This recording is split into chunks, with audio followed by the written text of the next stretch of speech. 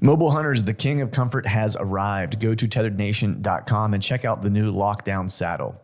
Over the past 2 years, Tethered has tested and refined a new approach to their saddle lineup.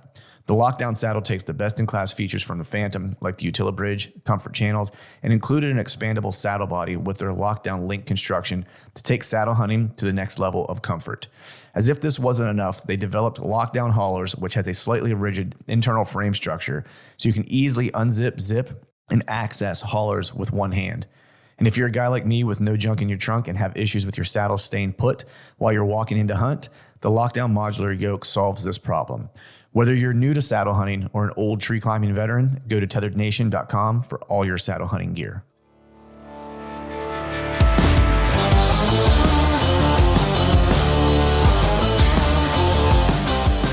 Welcome to the Truth from the Stand Deer Hunting Podcast. I'm your host, Clint Campbell, and you're listening to episode number 355. Today, I'm joined by my good buddy and the original DIY traveling bow hunter, Eddie Claypool. So stay tuned.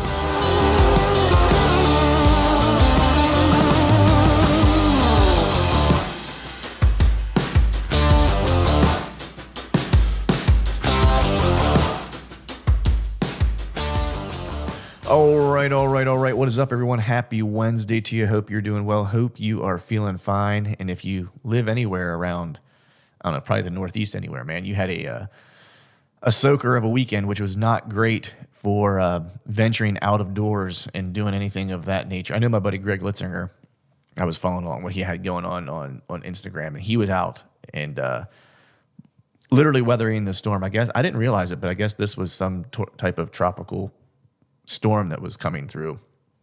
Had some pretty good wind. Of course, a ton of rain. I mean, it literally rained 2 full days straight, all day Saturday, all day Sunday. So needless to say, my out of doors activities were kind of squashed. But I did use that time to kind of get my shit together, if you will.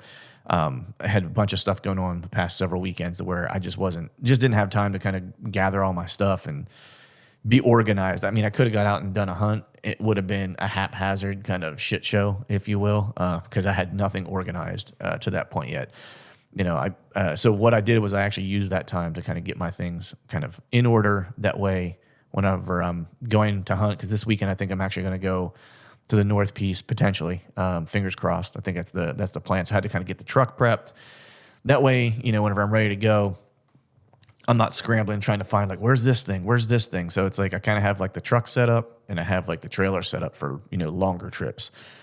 And so I kind of put everything I would need in the truck, like the sleeping pad, you know, blow up mattress that I use and the sleeping pad that I use, you know, the blow up pillow, you know, some lantern lights, a basically like go bag of like food that I can, you know, I don't have to think about. I know I have got food and coffee and whatever in that bag with a jet boil, and I can just jump in and go. And I can basically survive for, you know, 2 to 3 days, you know, off of what is in the truck and kind of ready to go. So did all that. And then truthfully, it's like I was hoping that my shoulder would be right to be able to just shoot my usual bow, which just isn't the case. And so I had to take some time and swap some things over from my usual bow to the bow that I dropped the poundage on. It was good to shoot in the backyard, just like for practice reps and stuff like that. But I didn't have anything kind of swapped over as far as like, you know, being able to carry my quiver and how I hang it in the tree and all that stuff. So I kind of needed to do that. Do a once over on the broadheads, just sharpen those things up, make sure they're good to go. Swap all my, man, what else did I do? I swapped out all the scouting stuff, trail camera related stuff, you know, from my pack. And I had been tweaking my pack a little bit just to kind of get it set up for hunting, kind of been thinking about it. And I finally kind of did it last night and got everything on it. So I'm using the Tethered Fast Pack and put a couple extra MOLLE attachments on it to mainly just to kind of compartmentalize things. I mean, it's got a ton of space. And that's kind of what I like about it is it's very kind of, you know, one size fits all to a degree. And you can kind of add the pouches that you want to kind of create, you know, separation of like your gear to organize it, if you will. And so there's some things that I don't use very often that I do like to always have with me. So I have like a small pouch that I have like all that stuff in, which is like, you know, rarely ever gets used. And maybe I'll make a video of how I have the pack set up. And then on the back, you know, attached to the Tethered pack, which is attached to the Fast Pack, I have two MOLLE attachment pouches. And one is to carry my my camera, so my handy cam that I use to film. And then the other one is to hold the GoPro that I take whenever I'm, filming when I'm in a tree. And it just makes it really easy to get in and out of those because they're on the outside of the bag as opposed to having to dig through the inside of the bag to find any of that stuff. So that's really what I did this weekend, was kind of try to get everything set up and ready to rock and roll. That way this weekend or during this week, if I can get out after work a day, I can just kind of zip out and everything's ready to rock and roll. But with that, we're going to go ahead and just jump into today's show. I have a super cool show for you guys today. I have my good buddy Eddie Claypool on. If you're not familiar with Eddie is, I always kind of say he is the GOAT of DIY traveling bow hunters, at least in my opinion. I've had him on in the past. It's been maybe 2 years or maybe even 3 years since I've had him on. But Eddie's been traveling, doing DIY bow hunts since like the late 70s. I think he said like 79 was the first year that he traveled, DIY and just started, going wherever to hunt. I think it started in Colorado chasing elk. And that's really, what Eddie's passion has been for, a long time, to the tune of like 40 years. And he's also killing giant whitetails all over the country as well, during his hunting career. And so we talk a little bit about that, but the reason why I had Eddie on, beyond, him being just a wealth of knowledge, is he's at a different kind of point in his life as a bow hunter, and we're all going to get there at some point. I want to say Eddie is maybe in his mid 60s now. I want to say roughly, and he's past several years has come to the realization that the way he likes to do things, and how he has gotten after in the past, so to speak, isn't necessarily the way that he can continue to do it, at least at the same level. And so he's going through this kind of transformation or this evolution now of kind of reframing his priorities and, what gets him excited. He still loves to try to go out and get after it as much as he can. You can still hear the passion in his voice for it, but it's also kind of met with the reality of what his body might allow him to do at this point. And so he's making adjustments to be able to fulfill those desires that he still has, to go out and grind and get after it, but also being kind of smart about it and setting goals and parameters that are rooted in, where he's at in his hunting journey. And so, and Eddie's seen, the hunting landscape change over 40 years too. And so we talk a little bit about that as well. But Eddie's a gem, man. He's one of the good guys. He's one of the best as far as bow hunting goes in my book, but also just a quality person, and as straight a shooter as you will ever find. So hope you guys dig the episode as much as I enjoyed the conversation. And as always, thank you all for listening. All right, folks, welcome back to another episode of the Truth from the Stand Deer Hunting Podcast. And today I have on a gentleman that we've had on in the past. He's one of my favorite people to talk to. Is a guy that I've watched, have read from, have had the privilege to have him on the show in the past, have exchanged text messages with him, which I really appreciate whenever we get a chance to text. And he is what I kind of refer to as the original kind of DIY bow hunter, and it's none other than Mr. Eddie Claypool. How's it going, Eddie? Fine. Thank you for having me. I'm privileged to be here. Well, hey, the privilege is all mine, man. And I mean that sincerely. It's, being able to read your articles through the years. And, I know we have a mutual friend in Tony Peterson. It's kind of how I got hooked up with you and got to know you. Right. But you're just as accommodating and willing to share information over text message. So I've just really appreciated, being able to text you, especially things about Kansas or whatever. And you've always got a little bit of, I always leave our text conversations with a little like pep in my step, because you've always got like a positive outlook of like, hey, you're just keep getting after it, buddy. You're on the right path. Yeah. That's been my secret to success. People always think that you have some, magic formula, but at the end of the day, it's mainly perseverance and accruement of savvy over time, just being out there and doing it. I know the modern world has got a lot of shortcuts nowadays to help things happen a lot quicker. But at the end of the day, I'll take my time in the woods and match it with any of these, high-tech guys anymore. Yeah. Well, yeah, because I think, it's like I dabble in a little bit of both, I guess to be honest. But there's still, even with that being said, there's still things that you just can't get without being in the woods. I think what it has done for me, at least, is it has maybe taken some of the guesswork out of things when I get to maybe somewhere new, to where I know the areas I really don't want to look at, that I Right. can mark them off or whatever the case is, right? Just from an Yeah. e-scouting standpoint. And even trail Yeah. cameras, if you go down that path, it's like I hang enough cameras in an area, I can qualify if there's a quality of, animal in that area, just generally speaking, that makes me want to Yeah. be there or not, and so I don't waste time in those areas. But the areas that I'm going to hunt and need to understand, it's like you always have to have that first kind of person perspective. Yes, absolutely. I mean, you can only probably imagine what it was like for me, because the lion's share of my accomplishments were done from late 70s to, within about 10 or 15 years ago. I started slowing down some, and I didn't have access to any of this stuff. No, e-scouting, Mm-hmm. no Google Earth, no on X, no GPSs, and it was just a matter of, I can't put it into words. It's like yesterday I was driving around in Tulsa, and I was relying on my phone to guide me everywhere I go. And the next thing I knew, I realized that I had completely lost touch with my surroundings. Mm-hmm. I looked up a place I'd driven for 50 years, and I was lost. I didn't even know where I was at. And it's almost like nothing beats first person perspective of, a bow hunter getting out there, humping and getting it for years and learning it. Savvy is indispensable. It's Mm-hmm. indispensable. Yeah. I mean, I think that almost goes with, with anything, right? It's like, It is. Yes. whether you're a bow hunter, a football player, a jiu-jitsu Right. practitioner, whatever it is, if you don't have, there's a certain amount of savvy that might make up for, other inadequacies that you might just Right. not have. Like, for example, a good buddy of mine, he's a heck of a hunter. He kills big deer, but he will be the first one to tell you that he's not a great archer.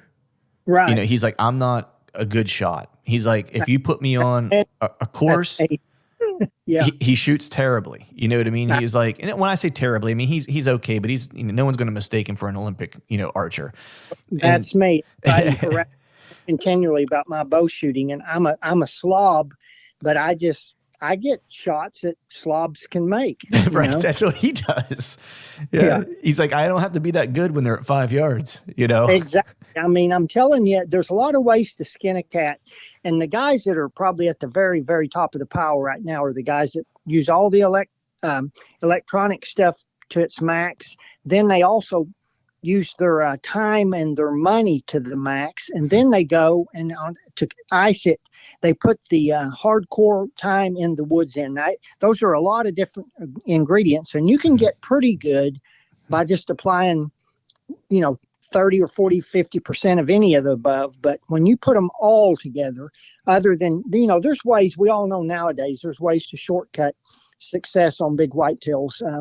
If you can get the right property bought and groom it and electronically monitor it and babysit a hunt or two in it, you're going to kill a big deer every year. And back in my day, I didn't know any way to consistently kill top end deer every year, and they mastered it finally. Right. It's a combination of money,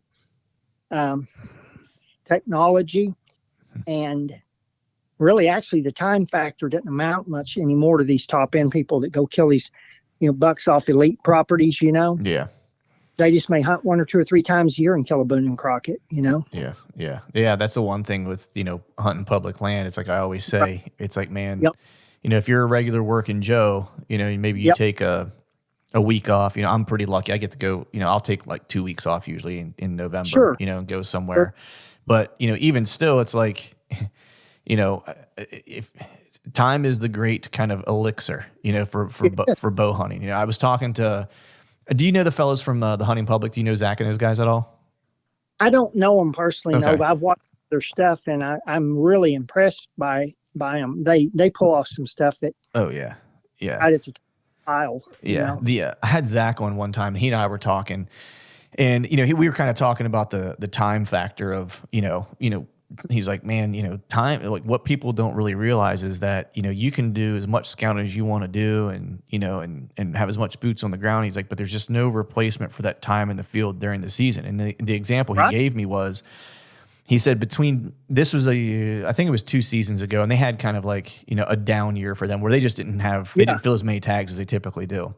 And, and he said between actually hunting, like carrying a bow, right, or a gun during gun season, he's like, and being behind the camera and filming someone, he's like, he was in the field for 100 days that year. Yeah. He said, and out of those 100 days, I think he said he was only part of two tags being filled.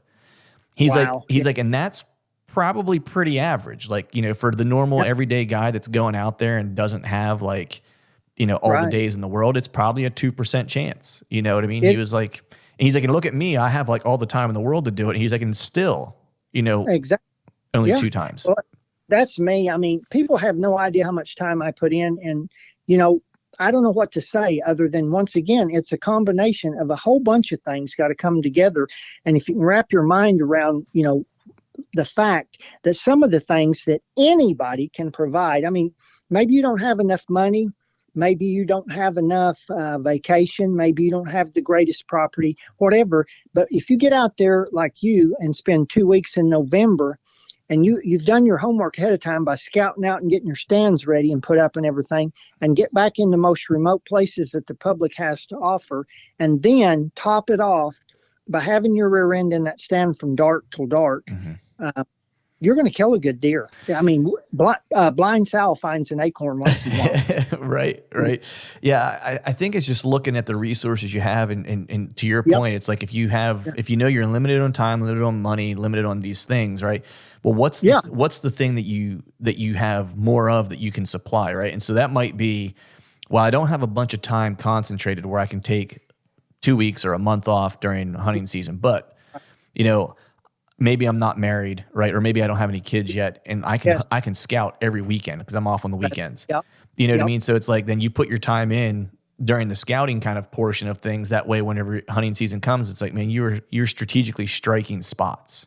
Exactly. Yeah. And, it's just like, I managed to hunt being married with children, which ain't easy. I mean, honestly, that's another ingredient. And I had a job that was totally flexible. I worked a construction work all my life where I could work about 8 to 9 months a year. Like, maybe I might work 7 days a week a lot, but then I'd get off work for 3 or 4 months in the fall. Well, very few people have the ability to do that. So a lot of people look at top end success and they just don't really understand that I hate to say this, but for the average guy, the working class stiff that gets 2 weeks, maybe a year to bow hunt, and he's got a family and everything, world class success shouldn't be in your head, really. Just define your success.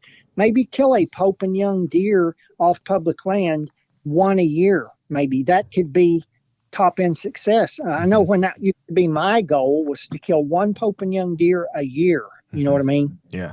Even when I head out to Kansas, and I love, man, that's become like my favorite spot to hunt. Just it's I've done it pretty much all on the ground since I've been going out there now. Wow. And that's kind of the way I prefer to do it. But going out there, like my standards are really, I'm like 130 or better, and I'll never kill anything bigger. You know what I mean? I was like, because that gets me fired up, Yeah. And and I've had a couple really good opportunities. I know I texted you and I said I had like a story that like from there. So since we're talking about it now, I'll mention it. So I glassed this good deer. I went up this draw. The second day I was there, I glassed the whole first day I was there. Right. It was a piece that I'd hunted the year prior, and I kind of knew what the deer wanted to do in this area to a degree, like how bucks were going to cut does out and stuff like that. And so I watched the first day just to make sure what I had seen the year before was still what was happening. Right. And it was. So I went to the head of this draw the next day, and you got to cross this creek bottom. And so there's always deer in that area, because I actually had a really good encounter the year before with a really good buck in that creek bottom on the last day of my trip. That just, I got winded. I was at like 15 yards. I was at full draw, and like the thermals just dropped right to where he was at, and that was all she wrote.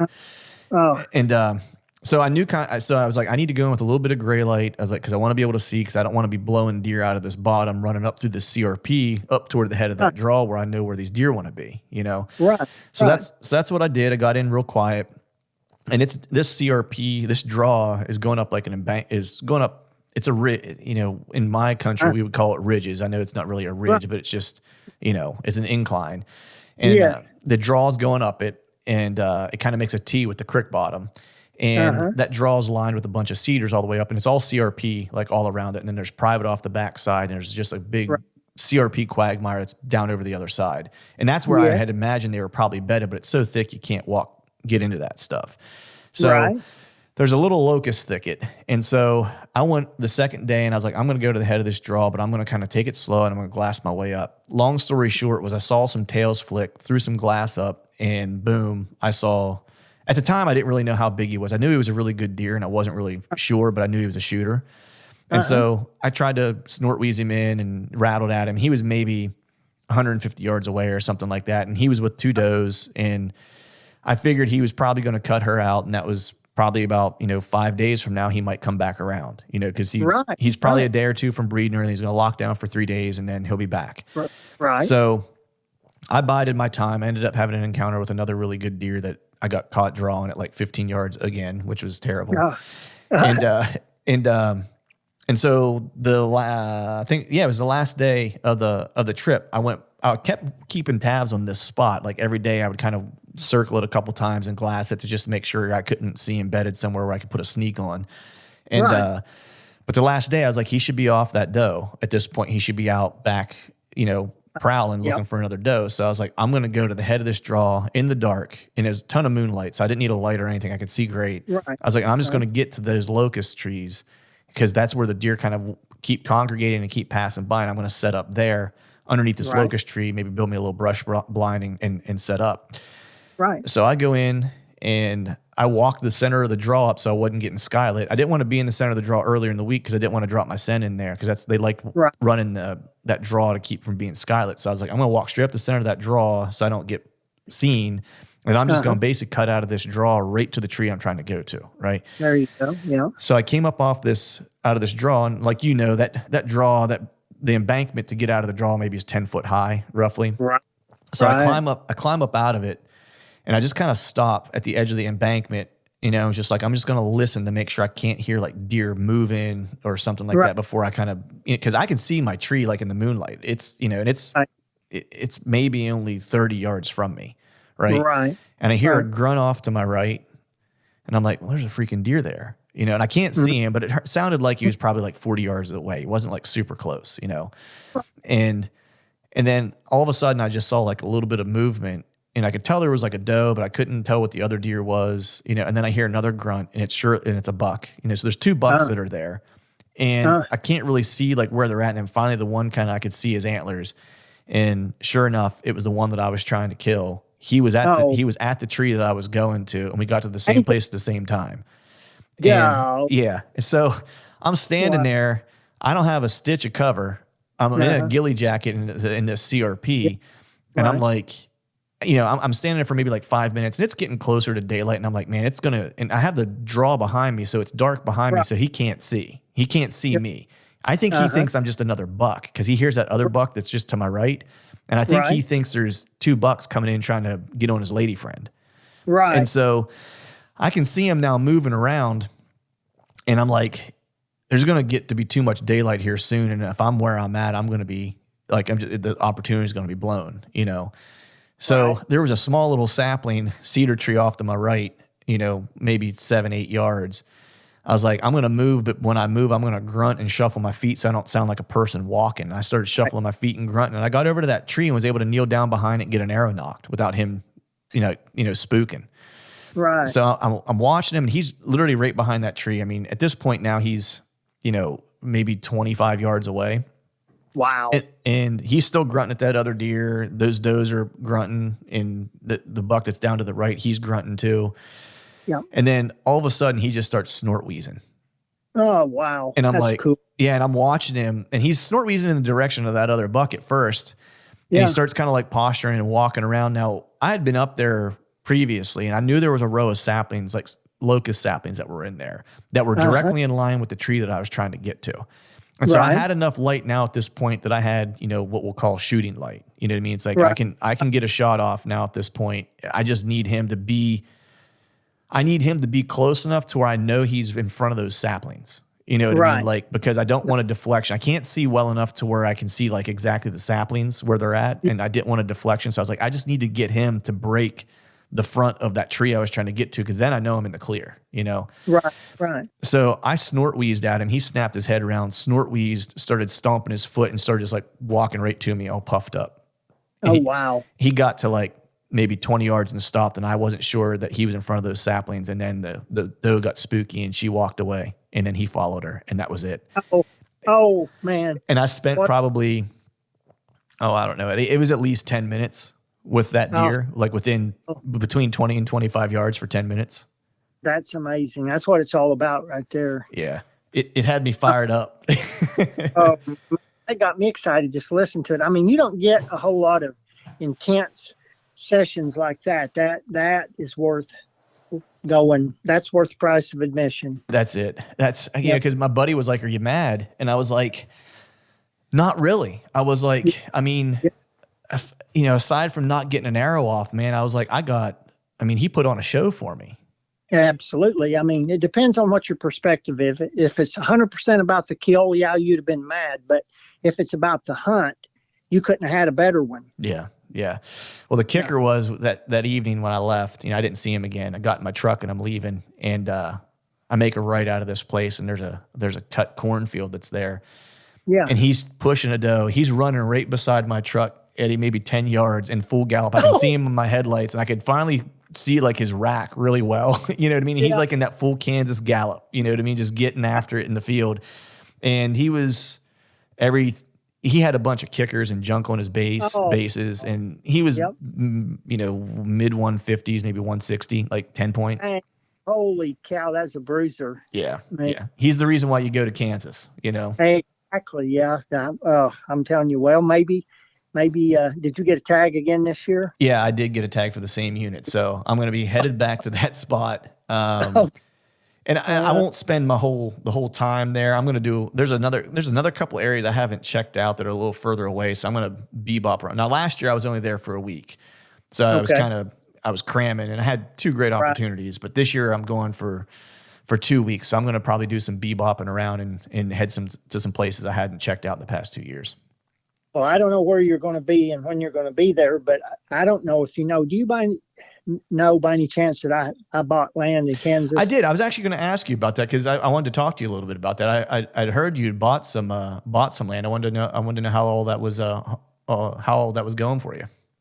Well, it's been a major learning experience, because all of my life I just been a claw and dig guy to get a place to hunt, between hunting mainly public and knocking on doors and stuff. I've never had the privilege of having some privacy, and this place we got is more of a end destination for me than I didn't look at it as just a place just to kill big deer.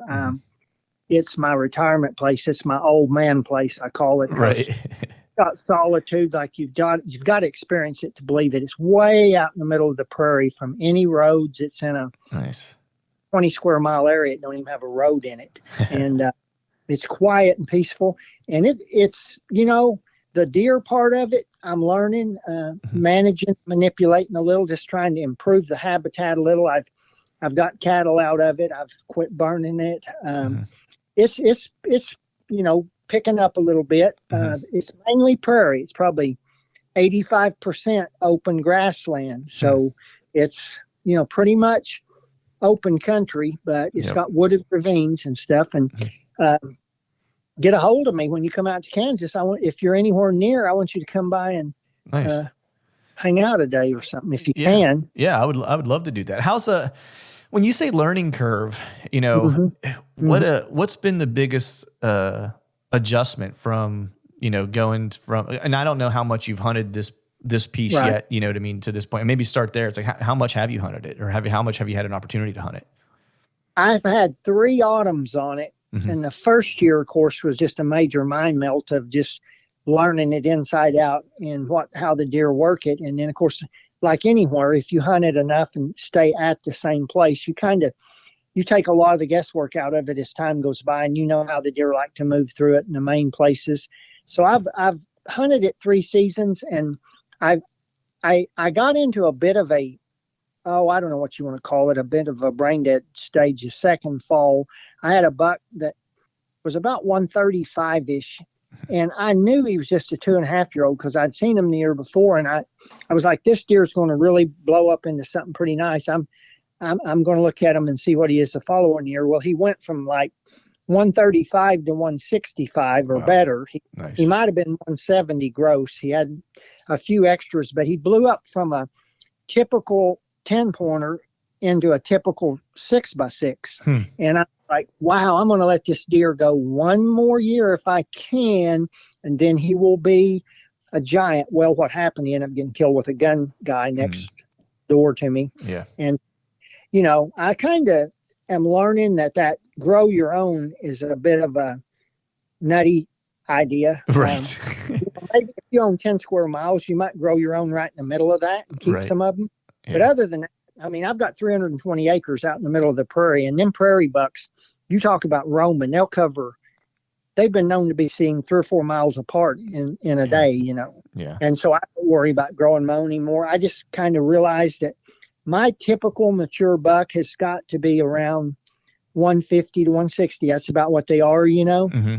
I'm going to be happy with that and quit thinking about killing a one-in-a-lifetime deer. Right. And so this year I've been, cameraing it a little bit in the summer, and I've got 3 or 4 I've had pictures of that are that typical, 140 to 160, Nice. Yeah. And so I'm curious because I know, I mean, you hunt all season, I know that. Right. But I know that, when we talked about deer specifically, and part of it was just a result of, I know you hunted out a lot west, out west, maybe when deer seasons were opening, an earlier part of deer seasons and stuff like that.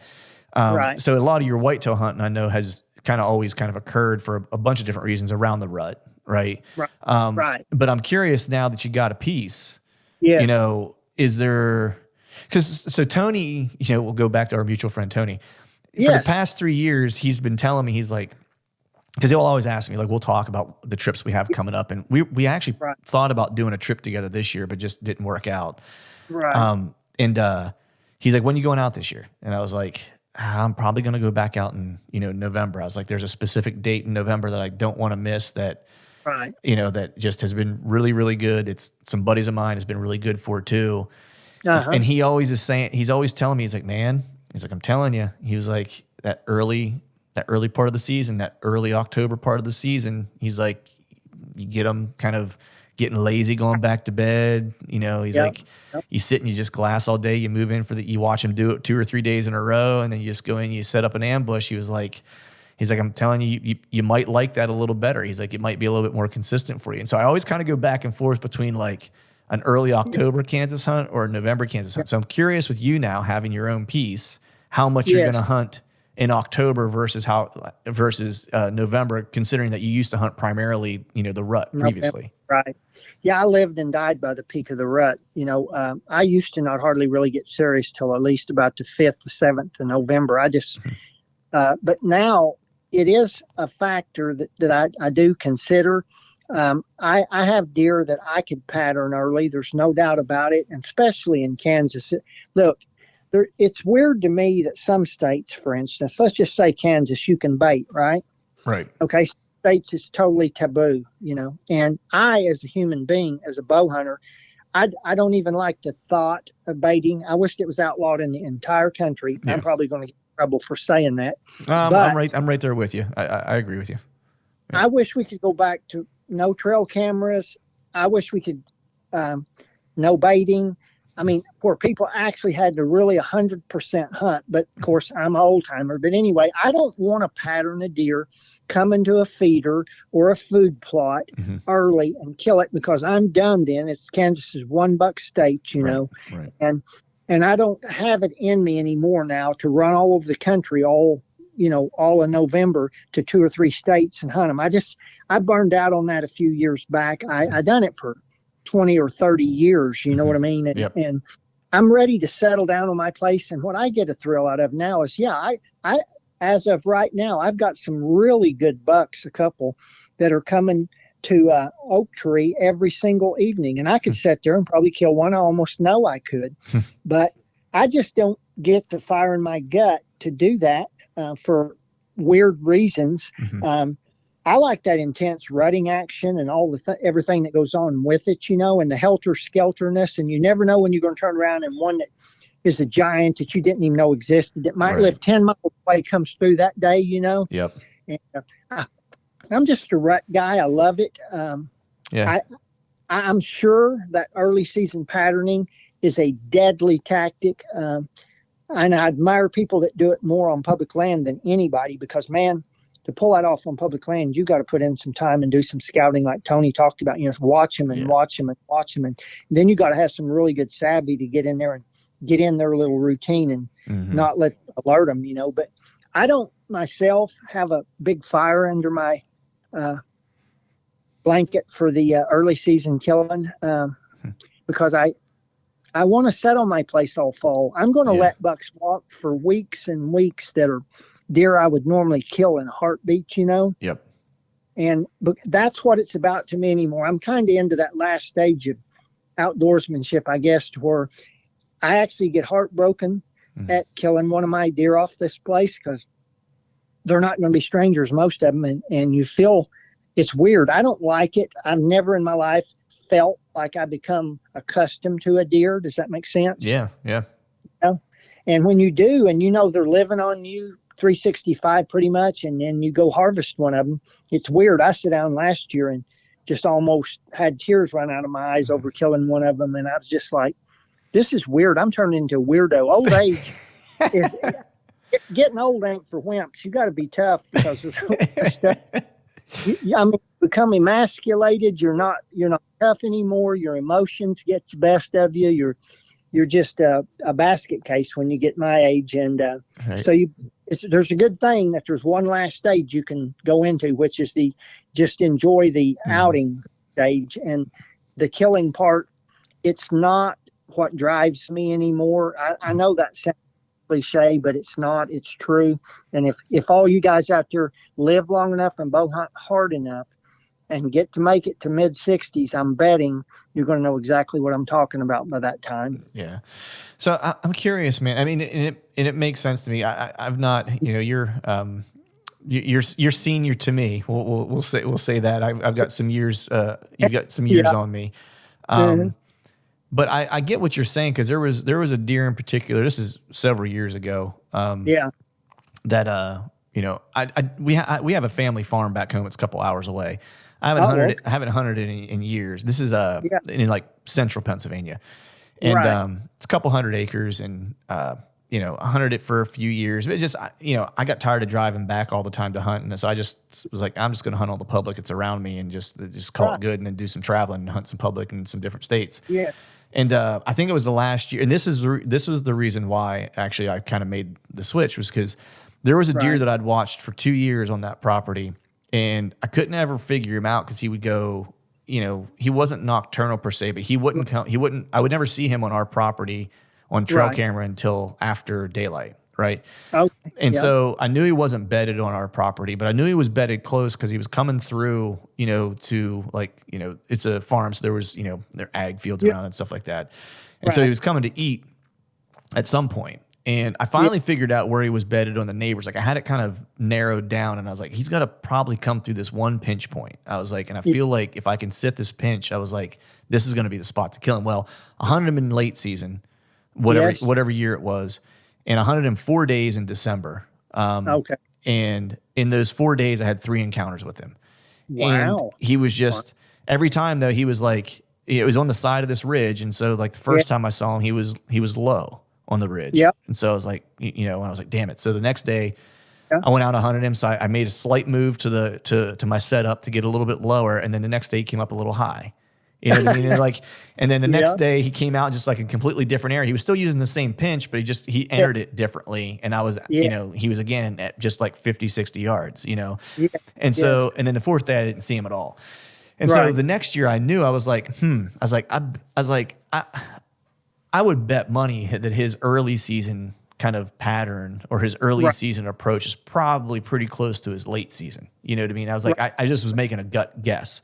And so I told my father-in-law, I was like, I'm going to kill that deer opening day, like the first day, the first evening. Got into the tree, set up. I wasn't in the tree a half hour and he showed up. Wow. And he was with two other bucks and one got kind of, he was like, my wind was fine for him, but there was like a spike that was with him and he got kind of behind me and wind was swirling and that young deer didn't really know what it was, but he didn't like it, you know? And so he just started kind of backing out and then that deer followed him. Right. Well, one of my good buddies, my father-in-law's good buddy that he subsequently, you know, one of my best friends now, ended up killing the deer during gun season. Oh. And I was happy for him because like if it wasn't going to be me, I'd prefer it be him, you know? Yes. But that was whenever I stopped hunting like the private pieces. Cause I was like, I knew where that deer was bedded and I could have killed him in late season if I could have just been able to move another 100 yards, you know? Right. And that was really what kind of, you know, pushed me into like the public side and DIY side of things. But I know what you're saying. Cause like I watched that deer, that was the third season. Yes. You know, and I watched him for 3 years, you know, and knew him well. You had a bit of an attachment to him in some strange way. Yeah. And so it did break my heart a little bit whenever he did get killed. Cause I was like, I'll never have another summer trying to glass him up in the field to see if he's around still. You know what I mean? Well, and it matters what blows your skirt up too, because I mean, patterning a deer and becoming local with them like I do now is one thing, but to hunt them helter skelter in the rut, running gun, running and jumping in new pieces, there isn't any higher challenge level than that. I mean, when you go into new ground in public and jumping in there head first and trying to get out there with a decent deer in a week's time or something, and you don't have any idea really about what deer are there or any movement patterns, you don't even know what all the people are doing.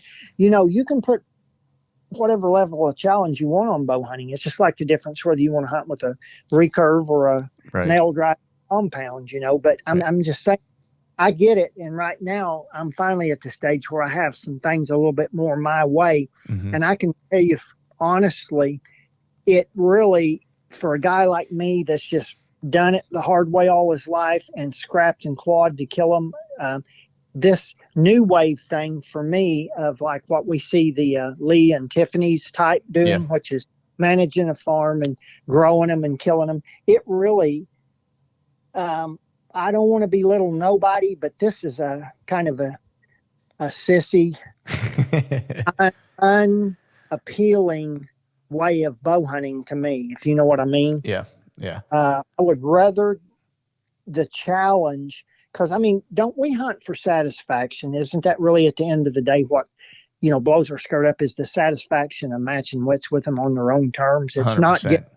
Not getting them hand groomed, you know, to your farm and getting them patterned and getting them killed is not that satisfying. I can tell you, I'm actually going to start maybe doing what, you know, mentioned earlier about, I may go ahead and break down and start killing a deer early so that I can get back to my roots. And then I've got all of late October and November to run around somewhere and hit some publics in another state. And just, I've been out of my element the last 3 years since I've been on this place. I haven't done anything like I used to, and I need to. I don't want to lose touch with It sounds like you still have a little bit of the fire to have a few excursions. Maybe not to the extent that you used to, but I can hear it in your voice, Eddie. Like that. Well, I mean, I'd rather go hunt a piece of public in some state like let's just throw out, say, Nebraska or somewhere, wherever. I mean, I've run to so many different states and hit public. I mean, Ohio, you name it. But anyway, go there, run into some new place, hunt it, and kill a 125 or a 30 versus killing a 160 on my place. Yeah. So speaking of that, do you have any hunts planned for this year outside of your piece? I tell you what, you caught me at a weird place, and I'm glad I actually got to experience this year because it's like once you get burned, you're not going to go into the fire again. Right. This year, committed to not doing much this year because this is the year where we are really putting a lot of time, work, and money into our place up there to try to get it livable, you might say, living quarter. We're spending a lot of time building and doing, and I don't have much planned this year. Even out west, I cut my western travels way down early. I'm not going elk hunting for the first time in 42 years. Wow. And so I'm at a historic point. And now that I'm experiencing it, I don't like it. I'm not getting any younger. I've only got so many seasons left. I can't be crapping them off on building living quarters. I mean, rest of your that this is not going to happen again. After this year, I'm going to get back into the saddle and making some trips and doing things out west, whitetail wise, to some public places that that I know about. I try to get into and kill a deer. So no, this year I don't have a lot planned. I'm just going to kind of stay with what I'm committed to, which is spending my time working. I've got about $5,000 worth of stuff out here in the back of my truck right now. I've got to haul up to the place tomorrow and get started, installing stuff. And hopefully by next summer, we're going to be able to live there if we want and be comfortable there. And then things are going to change for old Ed. He's kind of going back to where he came from. Yeah, dance with him. Nice. Anyway, how was your elk trip last year? You did an elk trip last year? Yeah, I did. Yeah. I had took a year off from really hunting them. I had tried to hunt them the year before, but I didn't. I honestly didn't. I went to a new area. I was so uninfatuated with it after about 2 days. Never even went elk hunting anymore and just hunted whitetails after that in Montana. But yeah, last year I drew a Arizona tag, which everybody knows what that means. I mean, that's, one of the better. And I just went to one of their entry-level units, and I wasn't going to wait another 6 or 7 or 8 years to get into one of the premium units. I had done that for the previous 2 trips and killed my 2 biggest bulls in my life on those previous Arizona trips. And I just, when you start getting my age, you realize that light at the end of the tunnel is getting a lot bigger every year. And of course, the light is a train that's coming to run over, kill you, And so I was like, I'm going to Arizona and burn these points, and had a decent hunt. It wasn't nothing like the premium units. Their top 4 or 5 units are exactly that. And the entry level units are just more of they're really bad peopled, and they're bad urban elk. You can't get away from human activity, and the elk are educated. They're more like whitetails, you know what I mean? Yeah. And so I hunted them last fall and killed about a 300-inch type bull. Nice. That's still a good bull. It is a good bull, but I mean, for Arizona, people in Arizona and people that are big shots in elk hunting, when you talk about going to Arizona and killing a 300 bull, they'll laugh you out. They'll look at you like, are you out of your mind? I mean, in my previous 2 elk hunts, I wouldn't even pull a string back on a bull unless he was 350. You know what I mean? Yeah. And to go and kill a 300. But I was happy with him. I had a good hunt. I killed him at about less than 10 yards. It was exciting. He was bugling and chasing cows and come right up into me. And so I'm past that just live and die by the giant antler stage, Yeah. I've got a lot of antlers out here that are gathering dust, and they're giants to kill for, Right. And I just come to realize I can't take them with me. And once I'm gone, somebody's going to buy them and make knife handles out of them. So, right. I always joke about that. It's like when I'm gone, I was like, my daughter's just going to probably, give them away. Pocket. Yeah. Call an antler buyer and say, come load these suckers up, Right. But anyway, I mean, that's all that matters. We live our little space of time. We go to meet the good Lord. And then what happens after that, we're not going to be too concerned about it. We'll be in a better place, Right.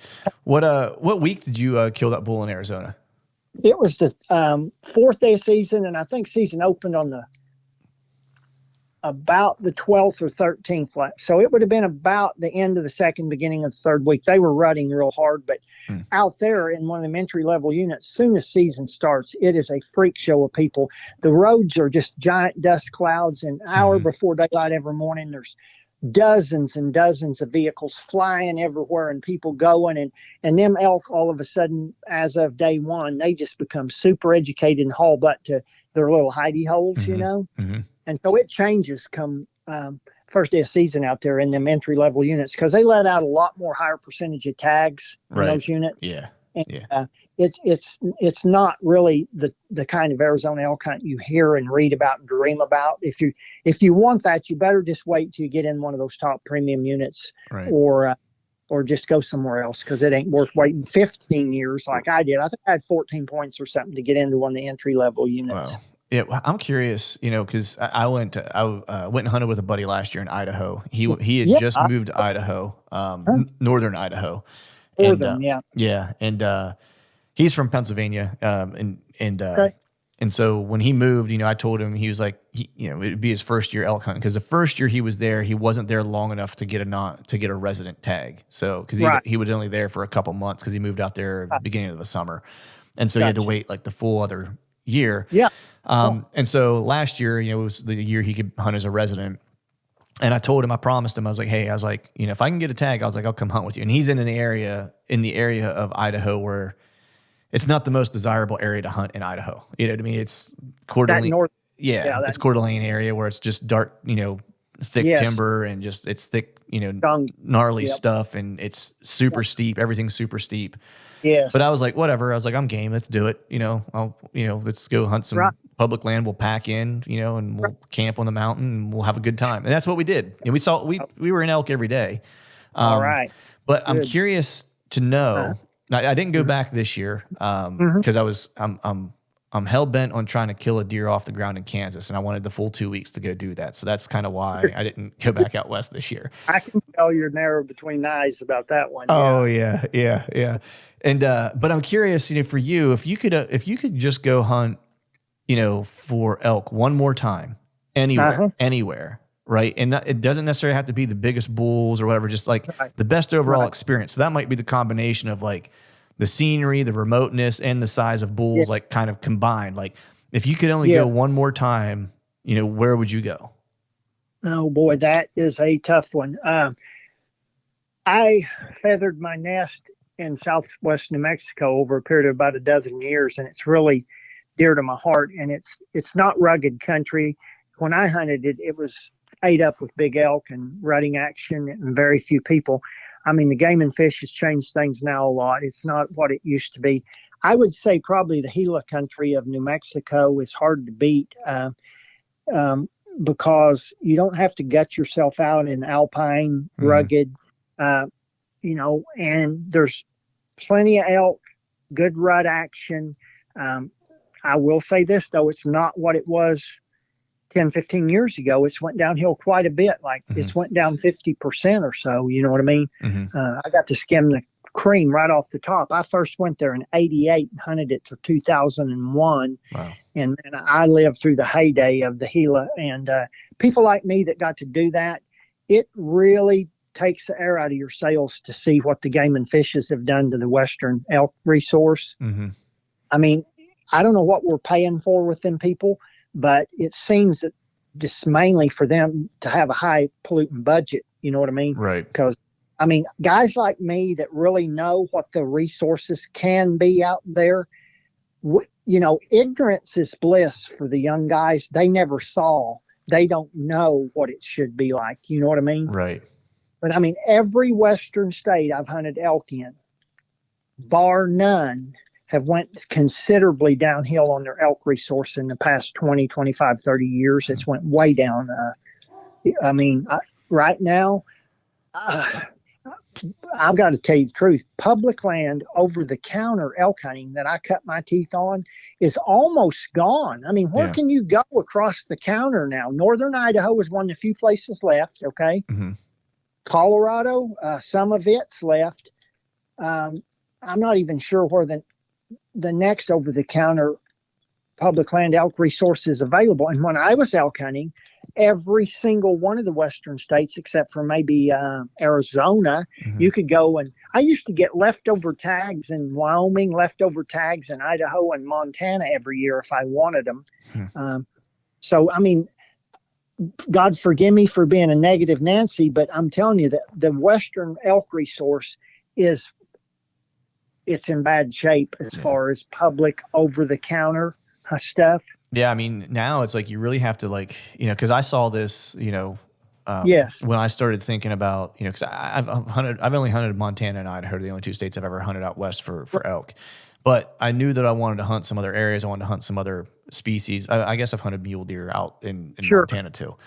And, I started thinking to myself, because I'm not an old fella by any stretch, right? But I'm also not a young man. I'm 45, and so Okay. I started thinking about things kind of how you are, where I'm like, if I'm lucky and I continue to take care of myself, it's like I might have another 20 seasons in me, you know what I mean? To like do the things I want to do. And like, and I may not be able to do them exactly the way I want to do them in 15 more years, Right. We'll adjust.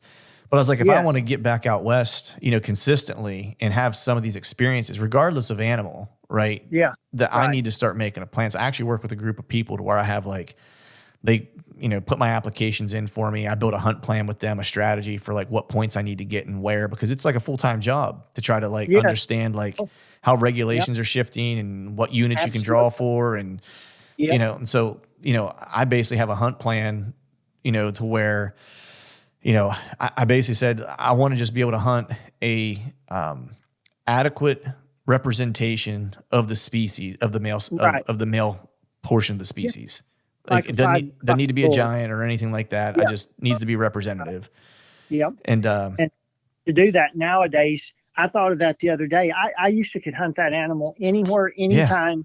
And now, even me, and I would dare say that I might be as well versed in elk hunter as there is walking. I'm telling you, I mean, I have lived, breathed, ate, and slept elk for 40 some years. You know what I mean? Yep. And I've been in most every Western state pretty intensely. And I'm telling you, I get to thinking about where I would go now to have a good elk hunt, and it depresses me. I almost have a meltdown. I'm like, all I know, the last 3 or 4 times I've tried, it's a freak show. It's a darn freak show. There's so many people. I don't know what has happened in the past 5 or 10 years, but the amount of people in the woods is ridiculous. I mean, anywhere you go, if you got to go into claw into some of the most godforsaken hellholes on the earth to get away from them nowadays. And then you're so mentally and physically drained to hunt it and try to get an elk out of it. You can't hardly enjoy it. You know what I mean? Right. But I'm just watching the Western over-the-counter elk hunt fall off the map. Everything number one's turned into a draw. I mean, even if and if you don't draw, the places you go are going to be 2 or 3 guys after every elk there. Well, and that's that's why I ended up working with this group of folks, because I was like, I want to be able to go to a unit that I have good experiences. I don't need to go to the best unit, because I don't want to wait 15 years to do it. I was like, I want to be able to go somewhere where it's going to be a good hunt. I'm going to have a good experience. There's going to be decent bulls, don't have to be giants, right? But just good bulls, and have a good experience, and so they basically, we sit down and we look at, like the species I wanted to go after was elk, pronghorn, and mule deer. Yes. And it was, I think the states were Colorado, Montana, Wyoming, and there was one other one. It might have been Utah. Maybe was the other one. And I was like, I want to hunt those 4 states, those 3 species. And so basically what they'll do is I start accumulating points. And then once I start I might be able to draw my first tag next year off of this system. Good. And then once I draw, it's like, I should be able to draw a species in a state every year after that, because I'll just kind of and I won't know exactly what species or state I'll be in, but I know I'll be going west for something that year. Colorado got some real good units for 5-6 points that you can have a good elk hunt in, because there's a limited amount of people they're going to let in there on that hunt, know, and you're not going to hunt trophy bulls, but you're going to have a good elk hunt. So it's not that, but I mean, once again, you're still talking about a limited draw unit that takes 5-6 years to get in. And that hunt, as of 15 years ago, that hunt was available across the counter in every Western state every year. Now think about the change. So I mean, I used to pick up leftover bow tags in Wyoming in the middle of Wyoming's elk season. Now do your research and see what the very unlimitedest which is a type 9 elk tag in Wyoming now. I mean, you can't find one for less than about 6 or 7 points. Mm-hmm. Yeah. No, and they were leftovers 10, 12. I mean, when I went to Montana, I guess it was that first hunt in Montana, I think it was 6 years ago. Yeah, that's about 6 years ago. Yes. And that one, I just put in to buy. I just bought a tag. I bought a triple tag. I bought one. It was a mule deer, elk, and whitetail tag. And I bought the combo tag, and it wasn't like I had points. It wasn't a lottery. It was just like I felt like it was over the counter because I was just like, my buddy lives out there, and me, my cousin, and our other friend were like, hey, we'll come out and hunt with you this year. My buddy and my cousin usually went out every year, and so I just bought a tag, and went, and that was in the. I don't remember what unit it was, but it was around the Dillon area, the Bob. Yeah, well, there's probably half or 3/4 of the state up there. It's a general tag. You could hunt it in about anywhere you wanted up there. Mm-hmm. And 6 years ago, that's about when I last killed a bull in Montana. And I had killed a bull in Idaho, drove over there and had about 5 days to hunt and went to Game and Fish and bought my tag across the counter. Now, that's just 6 years ago. And right. I mean, now to get that combo tag, you might actually miss not getting it or miss getting it for maybe 2 years. Oh yeah, because last year my cousin didn't get to go. He put in, he didn't get a tag last year. Yeah. Oh, it's changing fast, and I'm telling you, I don't know how it does it, but Game and Fish, we hire these guys to manage a hunting resource and keep it at a good quality level. But I don't know if that's the exact priority anymore that goes on with them, and I don't know. I don't want to go there because I don't want to get into all of that. But it's like any government agency. Do you know what I mean? Yeah, yeah. If we blowed it all up and restructured it and started over and made it where you voted on everybody that was in there, it might be a little bit different outcome for us. Anyway, neither here nor there.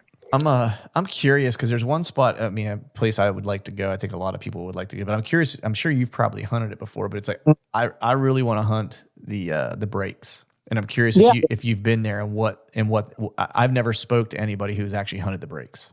Okay, well, you remember me just mentioning here a little bit ago. I went somewhere and was so disenchanted with it that I just walked away after 2 days and didn't even hunt. Yeah, that was the breaks. Oh man. Now. Here's the deal. Let me qualify that. I'm a mountain elk hunter. Always have been, always will be. That's just what's in my blood. I don't get any whiz out of that kind of habitat out there. Now, other than that, if the habitat doesn't give you a wedgie, then go for it because, it's more moderate terrain. It's a lot lower elevation, a lot better access to most of it, and it's got elk, plenty of elk. I just could not get enthused about that desolate, barren, dirty, rocky, Badlands country. Do you know what I mean? Yeah, yeah. So don't take it that just because I hated the experience that it's not a good place to go elk hunting. They kill some giants out in that country, and I was on a limited. Well, they're all limited. They're all limited now. I was in one of what was supposedly the better units, and I didn't care because I was there for a week scouting, and then by the time season had gone 2 days, I was mentally beat down and dreading, when you run around on them breaks roads for about a week, you'll just shoot yourself. It'll be cut to death. You better take extra everything. You better pray to God that it doesn't rain, right? Right. Because you can't even get around if it rains. You can get out there 30 miles in them breaks and it come a big old honking rain and you're stranded for days. Yeah. So that country is got its own uniqueness and it's difficult. It's hard tack in its own way. It's not to put your feet on. It's not real hard. You can't hardly find 500 to 1,000 foot up and down in it. You know what I mean? Right. And it's moderate and you'll get to see some pretty weird stuff out there. You can see some of the biggest bighorn sheep rams in the world maybe, and there's whitetail right in the middle of it. There's mule deer right in the middle of it, antelope right in the middle of it. It's unique country, but it's not my cup of tea. I just like the mountains, and when I had spent about 10 days out there, I realized I've got to get the heck out of this barren, nasty rattlesnake and go back to the mountains. Right. Yeah, because I'm torn between there and well, my buddy that I hunted with around Dillon, he lived in that area, and now he lives in he actually had a place in both places because he actually went to school, I think, around Dillon. He had a place there, but he worked in Lincoln, and that's where he like lives now. And so it's like I would be torn between going there or going up around like the Lincoln area where he lives. Absolutely. Well, if I was you, I'd go to the breaks once and see what I thought of them because, there's a lot of people that swear by them. And as far as some big bulls go, they kill some bruisers out of that country. Now, it's very unorthodox elk hunting. Some of these guys that are killing them big bulls are doing it down in that Missouri River bottom and them willow thickets and stuff, Yep. Setting tree stands. It's weird stuff. It's not the kind of elk hunting I cut my teeth on at all. Those elk can be very educated out there. If you don't get back into some of the most remote parts of the breaks, the parts where you literally have to backpack back into them, Yep. Then those elk can be like whitetails. Those elk are notorious for being able to tell you what kind of bugle you're blowing. And as soon as it cracks daylight, they're hauling butt for a canyon a long ways away, and they shut their mouths up, Right. And but I mean, if it's your cup of tea, the breaks can be great, but the problem nowadays with the breaks is you're not going to get a tag in them, but ever, who knows, 2 to 5 years or something. Yeah. That's what I was kind of figuring. Now over there where you're talking about the other place, I think that's still a general tag. It might be. I don't know though, because my buddy, that was the tag that they were trying to get, and they didn't get it last year. I don't think they got it this year either. Tag.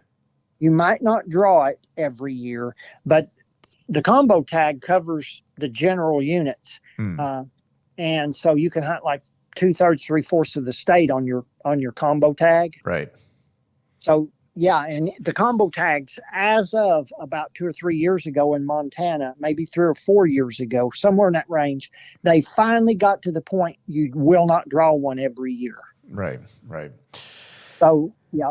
Yeah, I might have to try to head back out there next year. That's that's the plan. The plan is this was my last year of not going west. From this point forward, there should be a western trip in my plans every fall. But man, I'm curious. I wanted to ask you this too, because I asked you about the elk one, but so say you could only hunt one more spot, one more place for whitetails, and again, same kind of scenario to where it's it's the combination of like the type of experience you want to have. Doesn't have to be the biggest antlered whitetails, whatever the case is. Like, where is the one spot, like of all the traveling and hunting you've done for whitetails, where's the one place that you would, if you could only go one more time, where's the place you would go back to? Well, I don't know if you're asking that from the perspective of what I experienced at it or what it is today. I mean, if I could choose anywhere I've ever whitetail hunted and the experiences I had for about 2 or 3 years in it, it would be Eastern Colorado. I have never experienced anything in the whitetail hunting world like what I had out in Eastern Colorado. It was just the whole 9 yards. It was big bucks, lots of bucks, tremendous rutting action, no people, high plains habitat, which I enjoy, western whitetails, which aren't as educated as eastern whitetails. You know what I mean? Yep. And it was the whole 9 yards. Now, I don't think that resource is still like it was when I experienced it, because it was in the 90s when I hunted it, and it was just not on the hunting world's map, know? Right. I think it's probably not as good now. But now that would be the place I would choose as the number one place. If I could get that whitetail resource back right there that I had for about 4 years, I would be the happiest person on the planet, case closed. But where would I go right now? Yeah. Okay. We're talking public, I'm sure. Yeah. I tell you, it's kind of weird because there are so many public places through the Midwest that I'm sure. I mean, I know some in Kansas that are good. But honestly, I love, if I was going public on whitetails, I think I'd go out west. I'd go to like Montana, because the experience is much better to me than eastern or midwestern public lands. You're fighting with too many people, and it's a freak show. you can still get on public land out west, like in Montana and stuff, for whitetails, that you can have a quality outing. I'm talking a really well-rounded, healthy, feel-good experience. And maybe you're not going to see the biggest bucks in the world, but big enough probably to suit most bow hunters, you know? Yeah. And Yeah, lots of them. that's interesting because like that's what some of my buddies that live out there say. You know, like well, especially any of my friends that have moved from the Midwest or the East Coast and have gone out. They're like, man, they're like locals don't hunt deer. No, and they don't hunt whitetails that hard for sure. Yeah, they were saying they're like they treat them almost like how we look at like groundhogs. Vermins. Yeah. Whitetails are vermin. Mule deer are king. And yes, I'm telling you, I mean, I'm actually going back to Montana and I'm going to make it a yearly trip if I can get the tag, because your buck tag in Montana is not a guaranteed tag every year. You either got to get it through that combo license or through the deer only tag, and both of them are drawing. You know what I mean? You can't be guaranteed. But I'm going to start doing that every year because I have a quality experience. Me and the wife can camp and have peace and quiet and see dozens and dozens of deer. We can drive roads and glass hundreds of deer. I don't see great big bucks. I'll be the first to tell you. I just don't see really large antlered because each D kills them deer bad out there real often, you know. Okay, yeah. Then also their gun season is as liberal as it gets. It's right during the rut. It lasts for weeks and weeks. And they slaughter those deer during gun season. And there's not a real good upper age class of whitetails in a lot of Montana. If you wanted to head to western Montana in the mountains, you might run into a monster whitetail, but it's a totally different hunt than the eastern half of the state. You know? Because I've got some buddies in Idaho that kill like giant whitetails. Oh yeah. It's crazy. I mean, just the size of those, you know, and again, like not a lot of people are hunting them, and they're, you know, this is actually northern Idaho. It's just rugged. And so if you're going to, you know, I understood why, because when I went out there to elk hunt, I was like, man, you'd be crazy to scale all this to hunt a whitetail. Exactly. You know, and it's, I hunted Idaho for whitetails, and I bear hunted it for about 8 years. And I was up in the panhandle in the country you're talking about. And man, there are some giants in there, but God, that is a woolly booger that's not for everybody. You know what I'm talking about. You've been there, right? Yeah. I saw the biggest rub and the biggest scrape I've ever seen in my life, like whitetail scrape. Cause like I walked up on it, I laid my bow in it, and it was like, I mean, there was a foot on every side of my bow, like was how big that scrape was. And then the tree that was rubbed was like as big around as my thigh. And it was rubbed like raw all the way up to my neck. I don't doubt it. Let me tell you something, too, that you don't know about probably. I do know about this. This is factual. I'm going to make some enemies here probably with some game and fish people, but I don't care. I'm tired of being politically correct. I'm going to tell the truth. If you would have known what Idaho had 30 years ago, you would have fell over dead on the spot. 30 years ago, Idaho was covered up with the most giant whitetails, giant mule deer, giant elk. Idaho was probably one of the most top destinations in the entire West for every species. It's right at the bottom of the barrel right now. That's how much it's degressed. What's the like what I mean, in your opinion, what do you think caused it?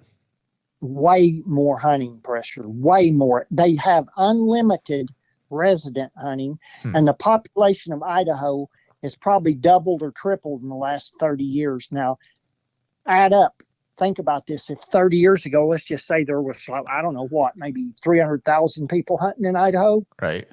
And now there's 1 million. Right. Expect the result of that to be. Yeah. And they sell the tags as fast as they can print them out. Yeah, man, it's crazy how, I mean, especially getting a chance, you know, talking to someone who's seen it before now. Yeah. You know what I mean? It's like, to your point, it's like a lot of people I don't think, you know how good it was. Yeah. And I hear that about a lot of places, you know what I mean? Just in general, if you think about whitetails, it's like you hear people talk about the heyday of Illinois, you know what I mean? Where Pike County. In the 90s, buddy. Yeah. 8 years in a row, I was up there through the 90s, before you ever even knew Pike County existed. And I'm telling you, I got to skim the cream off the top. I hit the very best the Gila had to offer. I've been in Idaho. I remember 25 years ago, a friend of mine knew a crop duster that sprayed those fields in northern Idaho. And he told me on his average evening of spraying those fields, he would see between 10 and 15 bucks that would probably make Boone and Crockett. Man. Dang. They were there. They were there. I hunted a place in Idaho 5 years ago that it was all I could do to get my eyes on a 300-inch bull that 20 years earlier had 400-inch bulls running around in it, and people wouldn't even think about bow hunting a bull under 320. Jeez. That's how bad things have gotten out west on the western resources. And until them game and fishes do something different, it's just going to keep going down the crapper. I'm telling you, it's headed for oblivion because they will not govern their own resident people. They're going to have to start limiting the resident pressure in their states. Yeah. Yeah. It's a, man, I would have loved to have been able to see some of these places in their heyday. It would really, though, it messes you up. It really does. Yeah. I have nightmares over it. Right. Nightmares. I put in every year for my Pennsylvania elk tag, hoping maybe one day in my lifetime I'll get to draw it. Yeah. Yeah. That would be, that'd be unreal. PA's got some giants. Get you a Kentucky permit down there. They're really doing great with their elk. Yeah. They got some big ones down there too. For sure. And they're exploding in population too, but of course it's still a lottery type scenario to get a tag. But yeah, and I've actually talked to like the PA Game Commission before about elk, because I was just curious. They're really kind of relegated to one zone, and I had just asked if they're ever intended to try to expand it, because it's basically just in western PA and in and around the Allegheny Mountains, which is like the biggest. I don't quote me on this, but I think if it's not the biggest, it's almost the biggest kind of wilderness area we have in Pennsylvania. Right. But in the Poconos, if you get on the eastern side, like there's a lot of kind of remote areas there. So I was just curious if they would ever, bring a herd or try to develop a herd in the east. And they said basically they had talked about it at one point. They had discussed it, but there's just too much population in the east for like car collisions and things of that nature, where it just wouldn't be possible. That where they are now is about the only place they could ever have them, essentially, here. Yeah. Well, I'll tell you something. A lot of that mentality goes on really strongly out west, because a lot of the game and fishes out west are run by people that are ranchers at heart, and their mentality toward things is a lot different than the guy like you or I. I mean, we want to resource manage for maximum hunting enjoyment, and a lot of times a rancher, them elk eat that grass that their cattle are eating, you know, and then they come down there and eat in their fields and they don't like it. And it's a kind of a complex thing to manage all the different special interest groups and try to make everybody happy. I'm sure it's a nightmare for game and fish. I'm sure it is. Oh yeah, I'm sure. And I've been reading more about, there's it seems like the brown bears also are kind of expanding their territory from places where they used to never really ever be. They're now kind of expanding beyond that, the regions that they're kind of known to be in now. Yep. Yeah, I've been around them. Are you talking about grizzlies? Yeah. Oh yeah, they're coming out into the plains of eastern Montana and places now and everywhere. I hunt some of the most grizzly infested places, like up in northwest Wyoming and places, and they're what's going on with that right there is a disgrace, because those bears aren't scared of people. They haven't ever been hunted. They're not scared of you. That's why they will jump on you. You know what I mean? Yeah. Just a little bit of hunting pressure on them bears would hurt nothing. Their over carrying capacity of the land, really, in some areas, they're probably well over that natural carrying capacity, I mean, I saw 14 grizzlies in 2 weeks one time elk hunting in Wyoming. And you shouldn't see a grizzly every blue moon. You know what I mean? I mean, they're rare animals and they're very secretive, but no, not when they don't mind getting right out in front of you and walking across the highway. And, and plus they've been hunted since. Yeah. And those things are real life monsters, man. Like the boogeyman is real and it's a grizzly bear in my book. Exactly. I sat in a tree at 10 yards from one day, watched him eat my elk carcass. I I snuck in there and was looking for a black bear, and I saw something run off, and I thought, well, I bet that was a big old black bear. I climbed up in this 45-degree deadfall and sat there, and comes back, and to beat all, it was a giant male, fully mature grizzly. Jeez. And I'm sitting there in that tree at 10 yards watching that thing crunching around on my elk, and you talk about a weird experience. Now, that thing looked like a Volkswagen with legs, you know. Right. It had on it that I couldn't have bear hugged around, and it was like claws, giant. I was like, holy cow, this is a one in a lifetime experience right here, you know. Right. What were you thinking when you were sitting in that tree watching that bear? I mean, I better not say, but anyway, I had a bow in my hand, and I was fantasizing about how 100% dead that bear could be if you know what I'm saying? You right. know? Yeah. But, you know, I mean, sheesh, can you imagine? I mean, they'd put you on the 6 o'clock news for something like that. Yeah. I mean, so anyway, I just sat there and watched him and thought, wow, I could have blow killed a giant mature male that I'm pretty sure, I'm betting you, was literally big enough to potentially make the Boone and Crockett. Right. Right. He was a monstrous old bear. He had a giant 6-inch scar across his face. His muzzle was 6 inches in diameter. I mean, this was an old, big male. And I was like, wow, people would, you know, pay a lot of money to go to Alaska and have a chance to, you know, bow kill a bear like this right here. That's my bucket list hunt is Alaska brown bear with a bow. Oh, wow. Ooh, man. Yeah. Well, that's yeah. But my wife told me I'm not allowed to do that until we're at a point where we're at an age where it's okay if I meet my maker. Exactly. That's a good theory right there. It's done, about halfway done with you, then you can go get yourself killed. Right.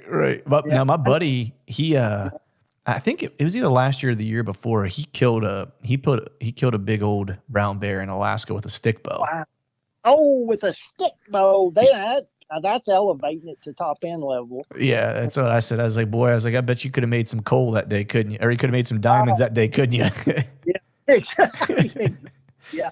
Well, hey, I mean, we all got our bow hunting fantasies, and I've got to live a few of mine, not a lot of them. I mean, Alaskan game was always a fantasy, most of it to me, and I did get to hunt a caribou and kill a nice caribou, and I hunted dolls one time, didn't get it done, but anyway, yeah, those big old bears like that are the ultimate North American pinnacle predator to hunt with a bow. Yeah, it's crazy. I'm curious, man, how like, you know, as you're kind of like, you know, like you were saying, like your mindset is kind of changing like toward hunting a little bit in terms of like what it is you want out of it and how you think about it a little bit and stuff like that. And I'm just curious if at the same time, if like any of your strategies have changed. Like, well, they have. I mean, I literally was pretty narrow-minded my scope on whitetails for about 30, 40 years. I feathered my nest by just being a rut hunter. Mm-hmm. I never really tried to become an early season hunter like Tony, you know. Yeah. I had to work like a dog all year, and I usually had to work right up until late October, early November before I could get off work and go hunt. So I never really had the time to become an early season hunter. And as far as my tactics changing, yeah, they are, because now I don't care that much about hunting the rut. I like it. It's fun because the activity of all the deer and the bucks, what they're doing, I like that. But it's not necessarily the most productive. I think Tony's on to a lot there. I mean, I think I could kill a good buck off my place every year early if I wanted, right? Mm-hmm. Now, why I don't, it's probably because you could say I am not the sharpest tool in the shed. I'm not. But that don't matter. It's what I like, and I don't really want to do that. I may change my mind here 5 years from now when I turn 70. I may start looking at killing a September 15th buck, right? You know? Yeah. But my tactics changing. I like to just go out all season, even into the late season, but I don't hit it as hard as I used to, even in December. I will pick my days and choose them, and other days I'll be sitting there watching the sun coming up, drinking coffee, you know what I mean? Yep. But I still like to hunt all season, but my tactics have changed as far as I used to literally be so hardcore. I would like to know if there was anybody that ever hunted any harder than I did, because I've had years where between October 1 and November or December 31, I would hunt like that 100 days, the whole 90 some days is what it was. Cause I have diaries. I kept diaries. Huh. I wrote them in the stand while I was hunting, and I've got diaries where I hunted from October 1 till December 31. And during those, whatever it was, 30 days, anyway, 91 or 2 or 3 days, whatever that was, I never missed but 3 days of hunting with my bow during that whole 90 some days. Wow. And out of those 90 some days and only missing a couple, 60% of them were from, I'd get in my stand before shooting light and get down at last shooting light. Now try that on for size. Picture hunting about 45 days, sitting in a tree, basically 12 or 13 hours all day, every day. Yeah. That's core. That's hardcore. Yeah. That's changed. Now I hunt usually 2 or 3 or 4 hours, go eat lunch, watch some football, drink a glass of iced tea, goose wife, pet the dog, go back out in the evening. It's more about fun. It's more about enjoyment. It's more about smelling the roses. That's how my tactics changed. Nice. Yeah, I mean those diaries. You should make a DIY hunter's memoir out of those. I know. I've got some diaries. It's been in my chest of drawers over here for, oh Lord, it would have been 88 through about 92 of those type of years where I went 99% of every day the season was open in my state of Oklahoma. Wow. And 50 to 60% of those days were dark till dark sets. I mean, I put in thousands of hours in them falls, and I could go back and tell you, I wrote down every deer I saw. I wrote down every direction it came from, what it was doing, and why I thought it was doing it. How much do you, so this is interesting because you hunt, all those years harder than anybody I've probably ever talked to, Okay. And, and I probably should have just, assumed that you journal, because that was one of the things I started doing several years ago, and it changed a lot of things for me when I started journaling. Right. But I'm curious to think, like, as you think back on it, right? Like, and I know that you hunted hard, but how much do you think journaling helped your hunting, that maybe now that you look back on that, yeah, you were running hard, but you were actually running a lot smarter than you thought you were at the time? No doubt. I mean, I'm telling you, back in those days, I mean, I literally didn't know a whole lot. I learned a whole lot from being out there. You know how we were earlier in the beginning talking about being out there as much as you can. Yeah. The journaling just recorded it.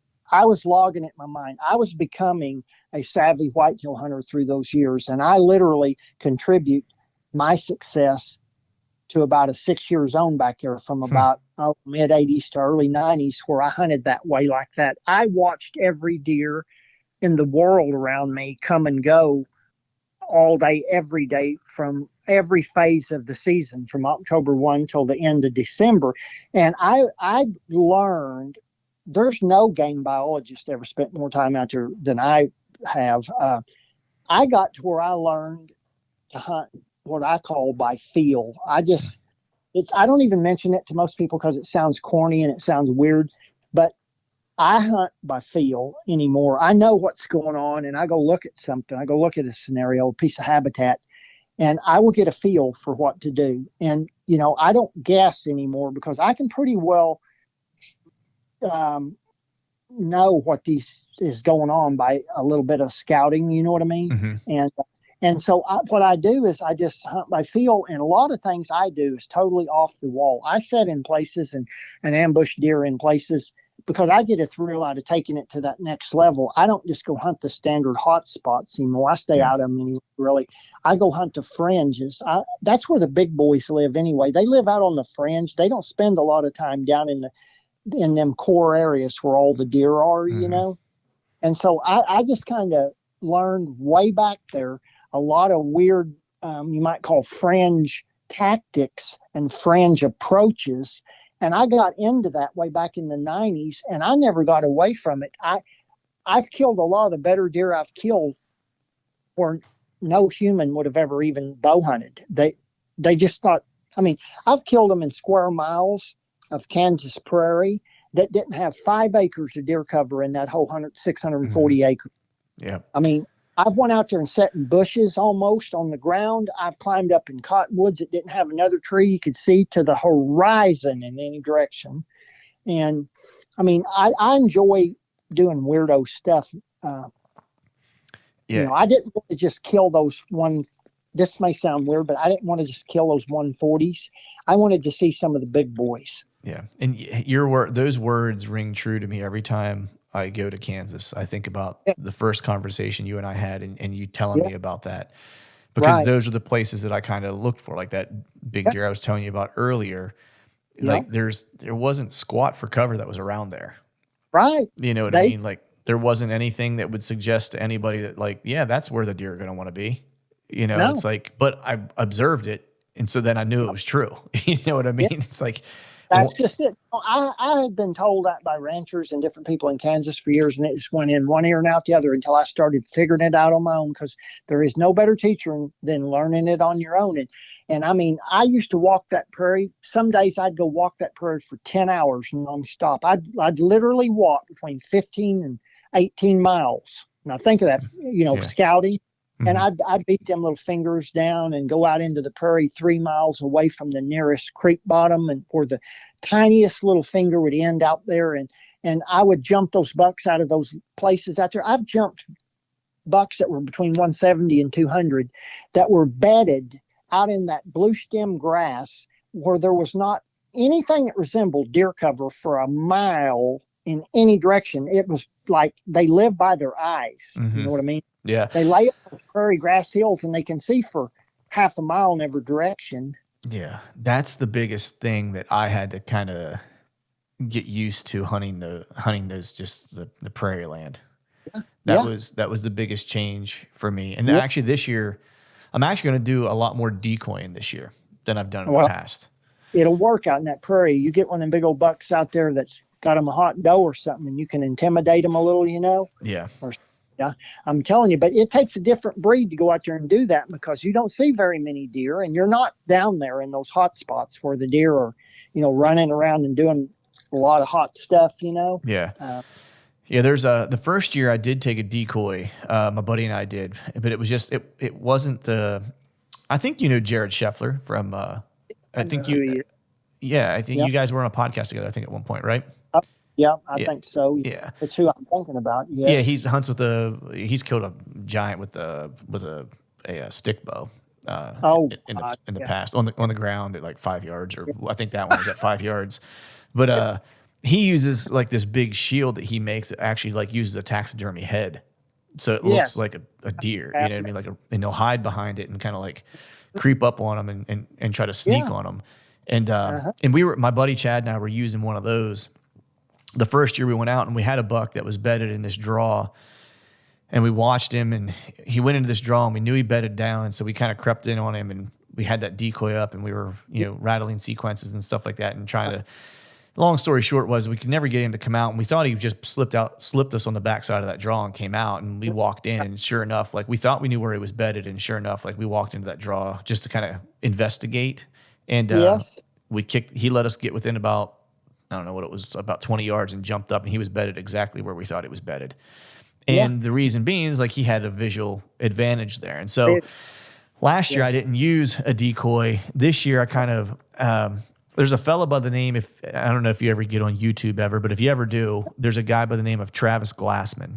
And I've had him on, and we exchanged some text messages and stuff. Travis is a great guy. Yes. And he kills hammer bucks using a decoy, but and the way he decoys is a little bit different. So I actually made a decoy exactly like his to use, and now I'm fired up to get back out to Kansas to try my luck with this decoy. Well, listen, man, if you're coming this fall and you're going to be in the prairie then it's safe to say you're not probably going to be too far from me, because I'm smack dab in the Flint Hills, you know, right through the prairie. And give me a shout. and we'll meet up. And you come down to my place. I mean, you can hunt a day or 2 or 3 if you want. I know you've got an agenda, and I'm not trying to steer you from it. But you're always welcome to come to my place, and I will. We'll feed you and entertain you a little bit. Oh man, I would love that, buddy. I would love to meet up with you in person and do some hanging and pick your brain some more. But speaking of that, I've held you hostage for about an hour and a half. So I want to be sensitive to your time and let you get on with your evening. But man, I appreciate you coming on. It's always a blast talking to you. I always learn a ton, and you're one of the good guys, man. I'm just glad. I'll keep you around for as many years as we can keep you around. How's that? Well, that's fine. And listen, you said something right there that means everything to me, and I'll leave it at that. And that's just, I just want to have a legacy of being a good old guy, a blue collar guy that did it the average way and tried to be a good human while I was doing it. And other than that, I don't have any goals.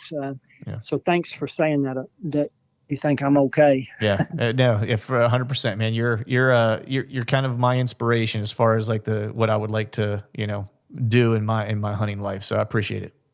Okay, thanks, man. All right, folks, that is a wrap for today's show. I'd like to thank all of you for listening, and if you haven't yet, please head over to iTunes and leave us a 5-star rating, and be sure to subscribe to the podcast. And while you're at it, head over to YouTube and give us a sub there as well. I'd be super appreciative if you do those couple things for me. And before I shut this thing down, we need to give a big shout out to our partners who continue to help us make this podcast possible. Tethered, Exodus Outdoor Gear, and Genesee Beer. And until next time, we'll see y'all.